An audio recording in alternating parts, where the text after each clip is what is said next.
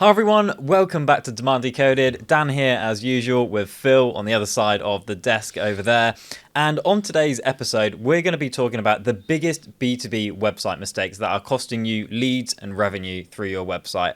No, it's not the sexiest topic of the latest, greatest AI tool that's come out, but this is genuinely something that can change your business lead volume and pipeline volume overnight if you actually get it right.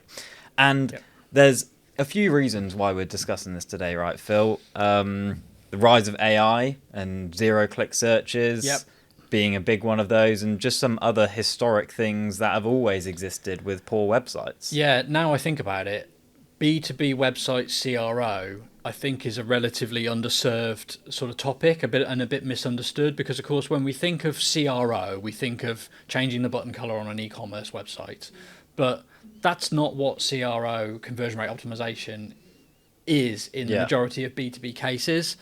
And for a variety of reasons, it's not a topic that marketers spend a lot of time talking about. It's a discipline that is very different to A/B testing in an e-commerce situation, and it's, as you say, becoming more and more critical as zero-click search increases, as AI search and research increases, changing the landscape for us in terms of what our website is doing, the landscape it's operating in. But it's an area where actually marketers ought to spend a lot more time and effort and focus conversion rate optimizing their website to get the most out of the traffic they are getting, whatever traffic they continue to get, and the effort of the output and the outcome of their other efforts further up the funnel. Yeah.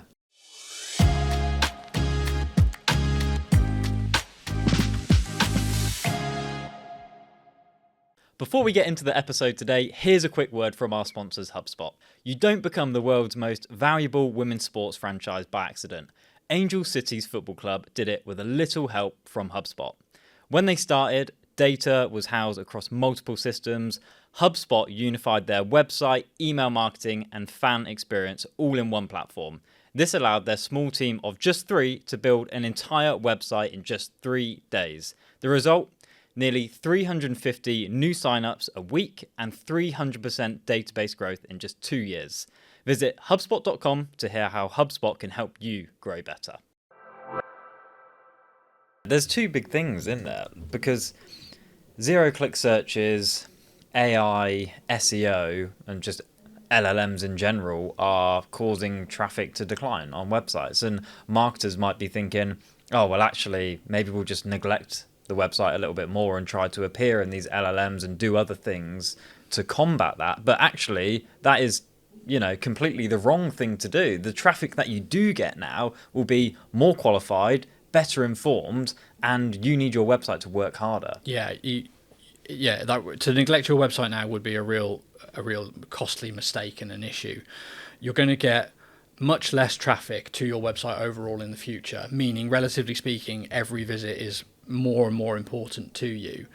And your ability to turn that attention, that brief opportunity, into an engaged visitor, to build on their understanding of your brand, their trust level with it, and to turn some of those into high intent leads and pipeline is ever more critical. I think zero-click search and AI search is such an interesting topic because, of course, historically, Google's algorithm would reward websites that provided it with content with visits in their spades, right? Potentially loads, but only if you got to the top few positions for any particular attractive keyword searches.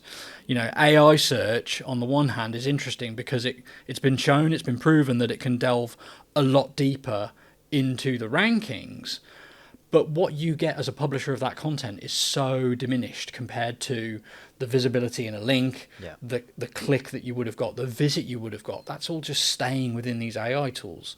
So by the time people, buyers, ideally your ICP, coming to your website, all that's taken place, all that's happened without them visiting, and they're there now. It's super important that you focus on providing an experience that's aligned to what they need and what they want if you want your business to benefit from what is in most cases an incredibly attractive source of pipeline. Self-nominated, self-qualified, opted in, high intent leads. We've seen it over the years, right? The conversion rate on that is high. You've got to be optimizing for it. And you should have been doing so all along. But when we look at the way B2B budgets get distributed, divvied up and spent, website optimization often isn't it's not even a line item. Yeah, it doesn't feature. Yeah. And businesses go through these like lurching, like multi-year lurches from one phase to another. And I get it. You know, these websites are big, complex projects when you're doing them, you know, afresh. But when you're doing a new website, applying a conversion rate, a B2B conversion rate optimization mindset is critical. And even in between those projects, improving your website's ability to convert is a very, very worthwhile, use of budget and time as a marketer in a B2B company today. Yeah. I mean, I just want to go a bit deeper on that again, because one marketer that I speak to regularly always uses like the 10K mark as a kind of starting point for any investment. If they're doing an event, no matter how big, no matter how small, minimum 10K. Okay. Doesn't matter. Campaign, 10K. Another thing, 10K. Anything is 10K. How much do they spend on their website CRO? 0. And it blows my mind because all of these investments add up. You know, their marketing budget is well over $1 million, and not a single penny of that is being spent on improving the website. Yeah. And you're driving huge amounts of traffic just naturally, not even if they're not attempting to drive direct traffic through links. Yeah. It's a byproduct of everything you do. Yeah, if they're sponsoring events, it's just a byproduct. And no matter who you speak to, then the buying committee from that deal might end up on your website too. Like all of these buyers, these people, these factors like contribute to them coming to your website. And if your website isn't communicating your value proposition, like communicating what your product offers effectively, then really you're just diminishing the returns of everything else you've spent up front. It's interesting. Like we all know this, right? All marketers know this, and yet there's a blind spot for it when it comes to, you know, where to put time and attention. And there's probably something in that that's rooted in, you know, fear of the unknown, uncertainty. Most of us want to do things that we think we know will pay off or not, and maybe this is an area where people don't feel certain. Because, as I've said, B2B website CRO is not a very well discussed topic, but it is. So it is a blind spot where there is, just this obsession with looking away from it instead of looking to it. I increasingly think of our website as a part of what I consider to be our performance marketing investments.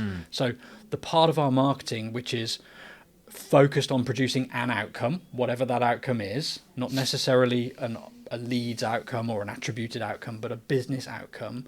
And our websites are not brochures, they're not creative explorations of our brand, they are performance tools in our go-to-market which need to be optimized to perform in the way they do. So I think marketers need to shift the website from wherever it sits in their mind into, this is something that has to perform, and therefore I need to learn about why it does or doesn't perform and how I can make it perform better. Yeah. There's a lot of shiny objects right now in marketing, more than ever before. Everyone's chasing the answers to how do we show up in AI answers, how do we get more from AI, basically any question related around AI. But that's not proven yet. That's not a slam dunk if I invest in that area and try and figure it out that I'm going to get measurable results. Your website conversion rate is a proven tactic and strategy to get more high intent leads, which result in more pipeline and more revenue for your business. It's a safe bet to put budget, to put effort and focus. Yeah, it's interesting actually. I completely agree. Couldn't agree more.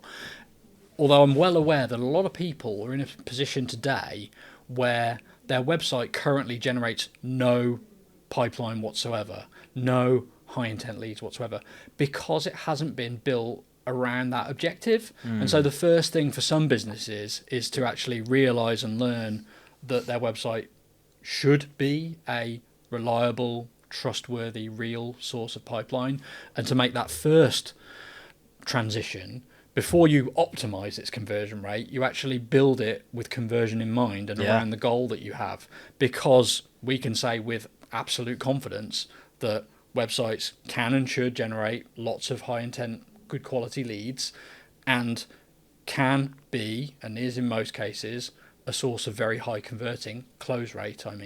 Opportunities. Yeah. So you've got to put effort into creating it, but doing so is very, very reliable and valuable. Yeah, absolutely. Okay, well, is that the rant over? Rant For over. now, we're passionate about this stuff. But yeah, in the next part of this episode, we're going to dive into some of the core things to look at when it comes to your website, and really the biggest mistakes that we see that are costing your website's ability to actually work hard for you to convert ultimately. So Yeah, absolutely. Yeah. I'm just thinking that B2B website CRO is such an interesting topic that we can do more to help people understand and help them aggregate the resources that already exist, because that's the interesting thing, right? Yeah. There's a load of research done on this topic. You have to have your common sense switched on to be able to distinguish between what would work in a B2C setting versus a B2B setting. Yeah. Not all research on website user behavior UX is distinguished between the two, but there's a load of resources out there that people can and should use to learn this subject, and we can perhaps do more to aggregate some of those. But yeah, there are mistakes that we see over and over again that either prevent people from getting this result, this outcome, or that limit the success and the impact that they have with their website. Yeah, for sure. All right, well, should we dive into point one? And I think this is something I hear you talk about regularly, consistently, all the time. Something you're passionate about, I think, which is positioning. Oh, I wondered where you were going, because there's a few passions, but positioning. I mean, this is a relatively speaking a detail point. Because of course, before you can get to the point where you're thinking really carefully about the key message on your website, you've got to have built an entire website. You've got to have your whole website project, moving, and we'll talk about that in a moment. But of all the things on your B2B website, there is none with higher impact, more importance than the few words and the supporting images that a buyer sees on the homepage when they first arrive, which will in most cases be the hero message, which should be a extrapolation from your business positioning.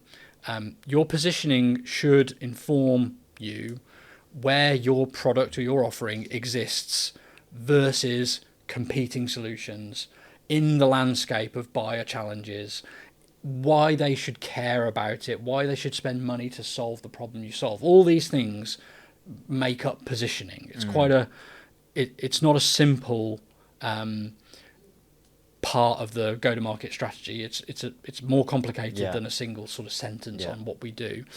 And your website then has to communicate that effectively and clearly.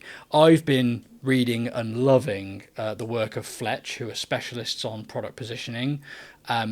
And the work that they do can really help businesses get their positioning right in a way that informs their messaging on their website and helps you to communicate value to your ICP clearly, quickly, so that the first 5 to 8 seconds on the website, the blink test, result in a high level of affinity for the message and a desire to stay, a compulsion to continue the journey as opposed to bounce away. And it might seem sort of trivial to some, but the cost of saying nothing there or saying something that doesn't mean anything to your ICP is enormous, because it means every visit you do get is more likely to bounce away and less likely, statistically, to continue the journey, to take a call to action, to enter the pipeline. Yeah. And of all the things on your website, that's the one with the greatest connection to your results. What you say in the homepage hero, what your messaging is, and how it relates to your positioning. Yeah, it's the first thing that people see when they land on your website. And no matter how they've heard of you elsewhere or how they've come to get to your website, that needs to resonate with them instantly to know that they are in the right place or the wrong place.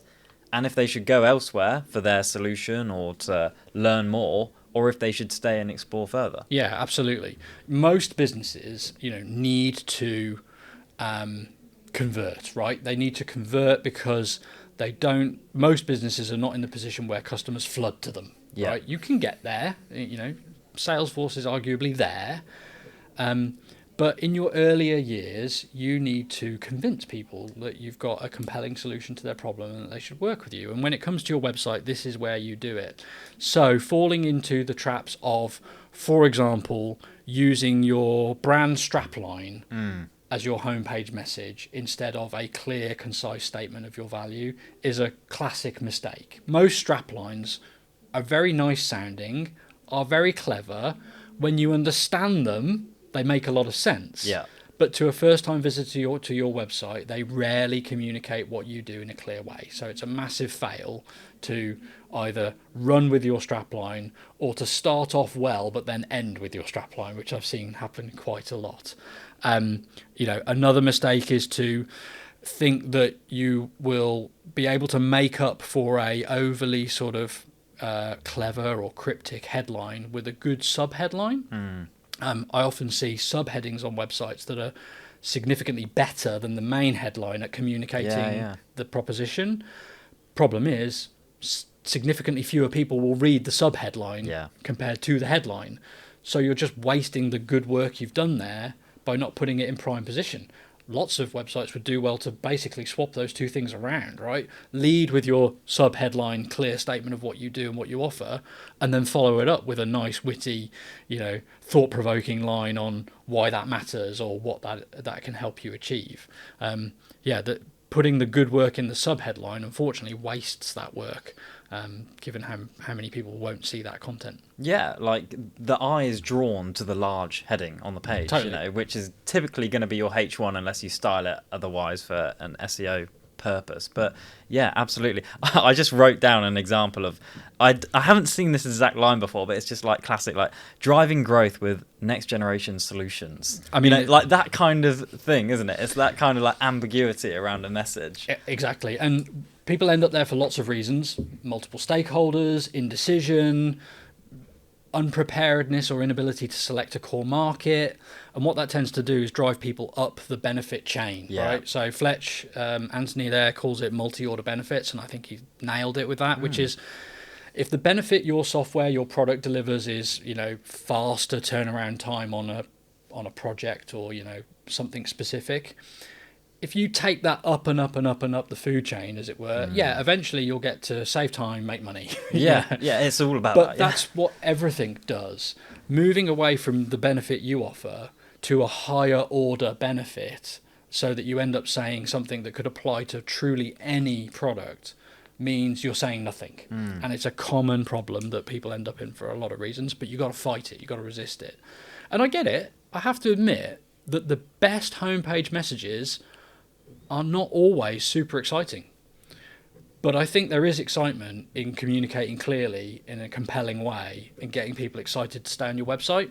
And that's what I want people to pursue. Yeah. And our role as marketers is to get a result. At the end of the day, it's to drive pipeline and drive revenue for the business. It's not to excite ourselves or the business internally with a sharp, snappy, like homepage hero that means nothing to the buyer. Absolutely. And and ultimately bear in mind as well that website messaging doesn't make up for poor positioning. It doesn't change your positioning. It's an expression of positioning. And if businesses are worried about their positioning or feel that they could be clearer on it, they should look at the work of April Dunford. Her book, obviously awesome, and the work what she writes on the subject of positioning, particularly for businesses that have got multiple products, multiple personas, or multiple markets, I think is critical reading to get homepage messaging, website messaging that creates pipeline, and to do that effectively. So absolutely, definitely look that up. Cool. All right. Homepage messaging checked off, do we think? Tick. That is the first place to look, though. Like, absolutely. After this episode, listen to the end, of course. But just go and have a look at the homepage message. Does it communicate clearly what you do and who you do it for? Yeah, completely. This podcast is brought to you by Blend. We're a B2B website and demand generation agency. We work with ambitious businesses just like yours to create and execute effective demand generation strategies that drive pipeline for your business. We also recognize that your website is the most important asset you have in marketing. So we specialize in building scalable websites on HubSpot that convert the demand that you've created. If you want to find out more about our services and see real results that we've generated for businesses, visit blendb2b.com. What are some of the other core mistakes we see on B2B websites? I think the one to talk about next is the commercial call to action. If you think about the way buyers buy, the website plays a vital role in it, but also some of the people that buy from you, and in some situations, the people that buy the fastest and the best, as it were, they've come to you because you were top of their mental shortlist already for work you've done in the demand generation phase.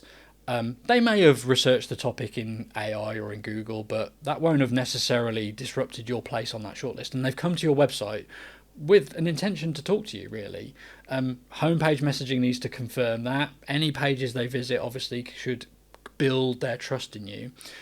But providing them with a call to action that is mutually beneficial and aligned to what they need and want at this next stage is probably the next best thing to do, because some of those visitors will just instantly click after visiting one page only on your top right navigational call to action. Yeah.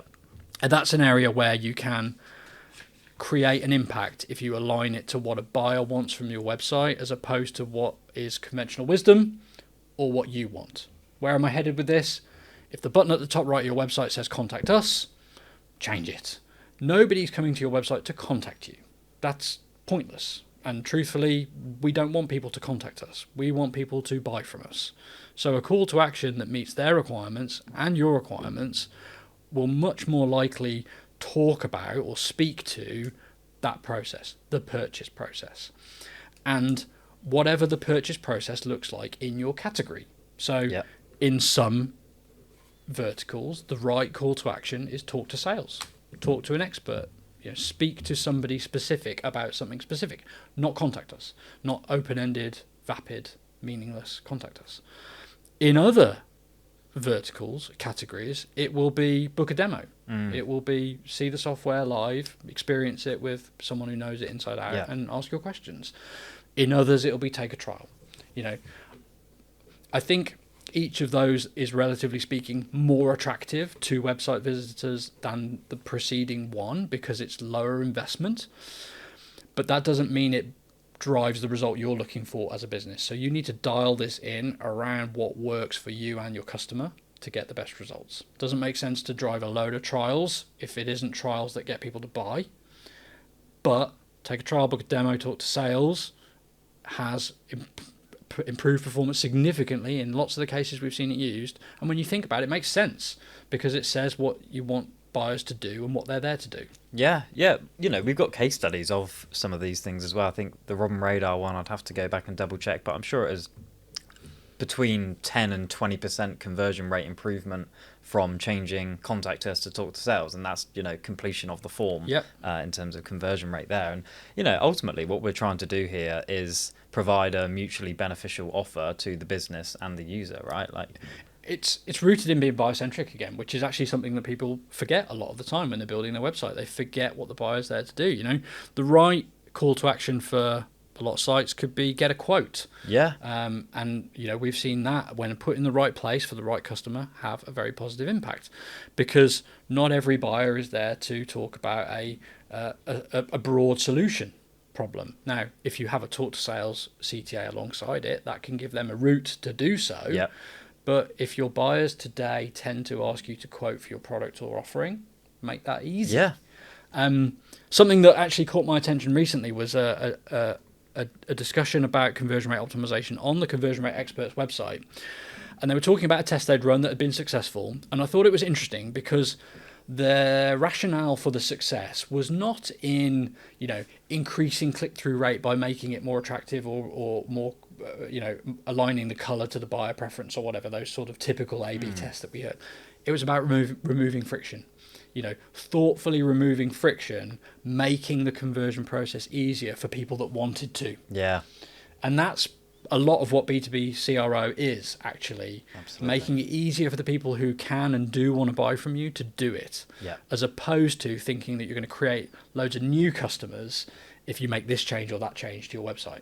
Yeah, totally agree. And you said it, at the start of this episode, that B2B conversion rate optimization is totally misunderstood or not well documented, because if you look up anything around conversion rate optimization, it will be telling you to test an orange button instead of a green one, and tests an increased font size or font weight or tiny micro changes that most B2B companies don't have enough data to measure the impact of anyway. Yep. And changing those tiny things, they're not going to have the biggest impact when it comes to B2B. It's aligning your website and its journey to the journey that your buyer wants to take. Yeah, absolutely. Absolutely. Okay, can I go on my rant now? Rant away. So, one of my big issues with B2B websites is the handoff process between the website and the sales team or the experts or the account manager, whoever it may be. I submit a form on a website, and all of a sudden I need to wait 24 hours, 48 hours to hear back. That just does no longer align with buyer expectations. The expectation now, because it's being used so well on many, product websites and service websites now, I submit a form, I get to book a meeting straight away. And so many businesses are losing out on great buyers because their handoff process is absolutely appalling. They've got buyers falling through the cracks who never hear back from sales because not only are they not booking meetings instantly, they're just not following up altogether. There's no process in the back end to enable that because, to be fair, some buying processes don't need a meeting booked. Right. They might just need a quote instantly, but that needs to be formalized and have a fast automated process to enable it to happen as quickly as possible. But most B2B companies, especially those with products or services, will have a conversation with sales in order to sell the product or service. And it just blows my mind that businesses aren't investing in relatively cheap, cost-effective software to solve this issue. And in fact, lots of them have it, but don't use it to solve this issue. This should be table stakes. Yeah. This should be as foundational as security, reliability, editability of your website.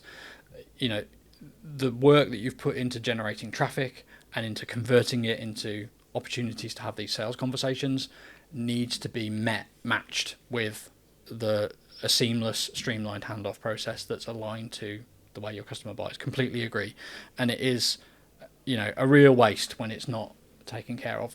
And it's a puzzle because, like we said, a lot of people have the tools to do it. Yeah. And if you're in any doubt how to do it, give us a call, drop us a line, because we'll help you with that. Because it shouldn't be difficult. You need to be able to provide a website experience that gives the buyer what they need, whether that's a form to fill in, a diary, routing them to the correct person's diary, or following up by email quickly, or sending them the documentation that you need to send them, and then internally assigning that lead to the right person, making that person aware, getting that person booked in with that contact, that prospect, or in newer systems, creating a lead object, for example, to track the process. This can and should be automated.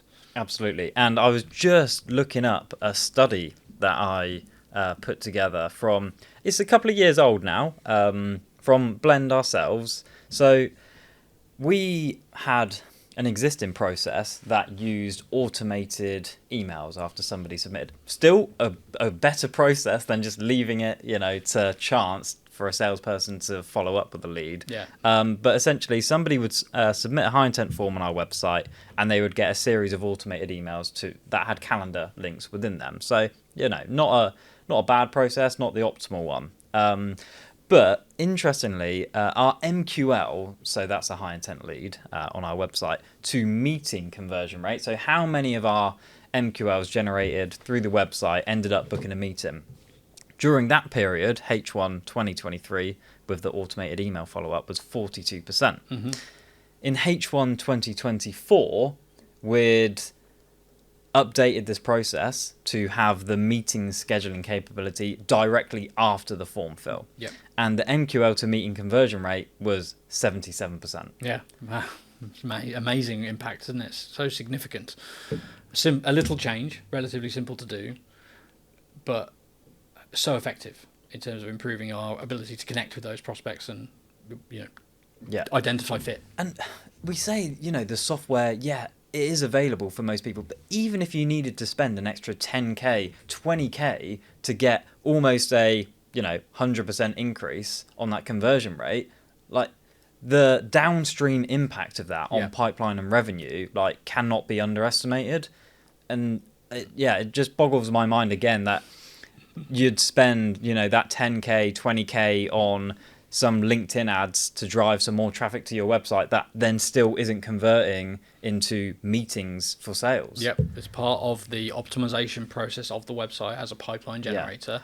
And you're investing, 10k, hundreds of k's in some situations in driving people there, and then squandering that opportunity. It's something that has to be addressed. Yeah.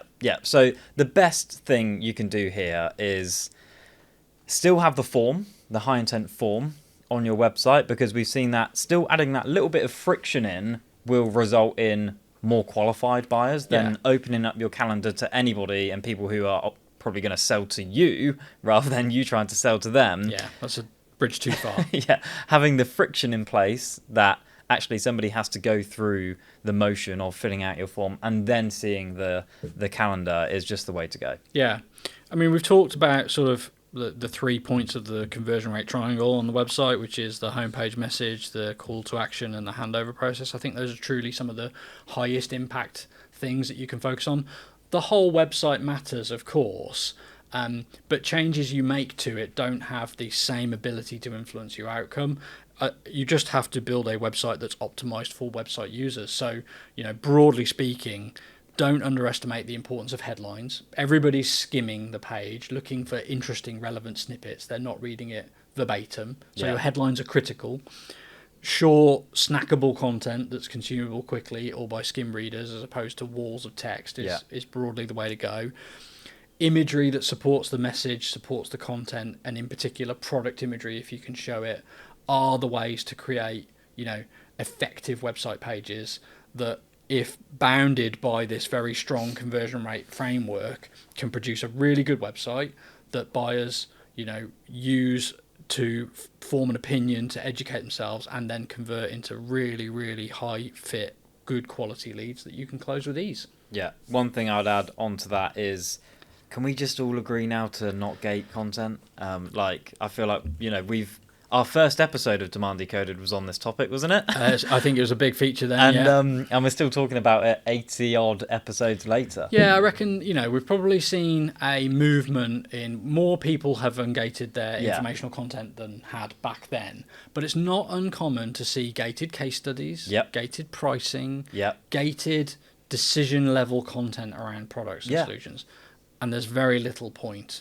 And you can usually analyse that, right, by saying, well, how many of the people that download that go through that gate, give us that information, become our customers? And just like the informational content of old, I reckon it's very, very low. But one thing you can't measure is the impact of not having that, and the impact of people who don't choose to download your gated piece of content because it's gated and they go elsewhere. Oh, absolutely. I mean, you're completely right. And it's sort of, as B2B marketers, you have to use the measurements you have available and your insight into the buyer to form conclusions.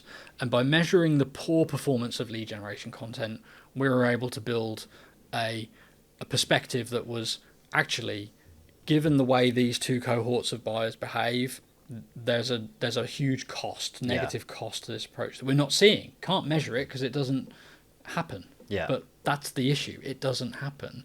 So if you look at your case study downloads and your pricing guide downloads, and you compare that to people who buy from you, and there's a really big distinction, you could potentially get a lot more people to buy from you if you gave that information away to them freely during the research process. And, it was true in the algorithmic SEO era, and it's probably just as true in the AI SEO era, which is gated content can't help you get found. in those platforms. Yeah. So by gating that case study content, you're potentially cutting off a nose to spite a face when people could be discovering the stats, the success, the impact in conversations with AI as they move towards the more commercial end of their queries, which is where we think there's actually more opportunity to impact AI results through content. Yeah. Yeah, just insane to me, case studies especially. Like, why would you gate your most crucial, valuable pieces of content that show buyers on your website the results that you could get for them? Yeah. Yeah. It just shocks me, how many businesses still gate content. Like when we did our breakthrough event a few months ago, there are some industries that are lagging, I think, in these areas. And yeah, it's truly surprising that how many businesses are doing this. And sometimes it feels like we're in an echo chamber of people who are moving on to the next thing and the next thing. But actually, there's a lot of people who are still trying to figure this stuff out. Yeah, like marketing's always evolving, new things are always appearing, but they either disappear, and like become obsolete and lose their relevance, or they add to the foundation that you've actually got to keep your eye on and keep maintaining. And this is one of those things. And this is why we do the podcast, right? So to hopefully help, one or more people like move out of a fog, from by hearing our perspective, our discoveries.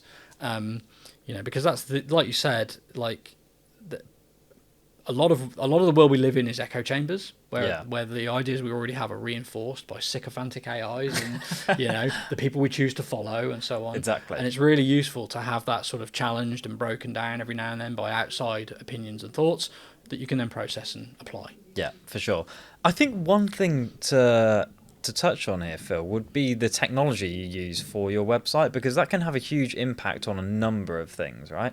Well, indeed. So as we've said, when we were talking about the handoff process, we said it was a table stake, and it was like reliability, speed, availability, security, privacy, editability, all of which are not things that you design. No. They're part of what you buy to host your website. We use HubSpot for the websites we build because as a product, it incorporates all of the things that we believe are critical to an effective B2B website project on which we deliver the creative, strategic expertise to build out a site, and we code, in lean, performant ways. But we don't have to worry about infrastructure, defenses against the malicious stuff that goes on out there, a tool set for editing, etc., etc., etc. That's all taken care of. My advice to all businesses is, before you go and procure a website platform as part of a project or on its own, that you don't make that decision based on what you think you know. Yeah. You form a comprehensive list of your requirements and you check which software platform vendors meet those requirements, and you get demonstrations from the people that will build on it, so that you can be shown and you can see firsthand what the editability position you're going to end up in truly is. Yeah. Because a lot of promises get made in this world that are not borne out either by the product itself when you buy it, or by the solution that's built on top of it. Yeah. And that's a critical point. And I hate nothing more than hearing people who've tried to make good decisions but then end up in uncomfortable situations because they didn't do that part of the due diligence. So, test and probe what's going to get built for you when it comes to your website to ensure that the editability is going to be useful editability, not just crippling, overly complicated editability. Yeah, or no editability at all. Like, editability is a massive one, right? Because all of the things we mentioned today require you to go in and edit your website in one way or another. And if you can't do that, you need to, email developers to do it, or you just can't do it full stop for whatever reason. That's going to limit your ability to improve the conversion rate of your website and have an impact through it. And it's going to stagnate really quick. Yep. I'd love to show people, our new website's editing experience, because that went live last month and we're already thinking about, okay, right, we're going to change that, we're planning to do this. Like, the changes are already going to be happening because a website iterates, it evolves over time, and you need to be empowered to do that as a marketer. You shouldn't now need to spend an extra 50k over the next year to get developers to make tiny tweaks on your website. Like, you need to have the ability to be able to do that and iterate over time. Yeah, absolutely. I think we've really nailed our approach to that, and it basically puts, our customers, users of that platform, in the right place on the like editability spectrum, which is I have a saying which is when while a website should live up to the phrase, everything should be editable, that doesn't mean anything should be possible. There's still a line beyond which you are going to need the support of others to achieve a goal, but that's a good thing if you want to maintain the consistency of your brand, the standardization of your style, the security, reliability, and performance of your website. So we get people to the right point on that spectrum with our approach to it, and that's what you should ask to be shown when you're engaging vendors around projects like that. All right, Phil. Well, I think that should probably do it for today's episode. I think we've outlined, why this is still such an important thing to get right. Yep. In amongst all of the shiny objects happening right now, like, your website is just a fundamental business asset that needs to work as hard as possible for you. And yeah, hopefully some things in there, like tactical advice that you can go away and look at today, improve and have better results tomorrow. Yeah, absolutely. All right, cool. Well, let's wrap it up there. Hopefully you enjoyed this episode of Demand Decoded. As always, a review, a like on whatever platform you listen to is always appreciated. And yeah, until then, we will catch you next time. Thanks all. Bye.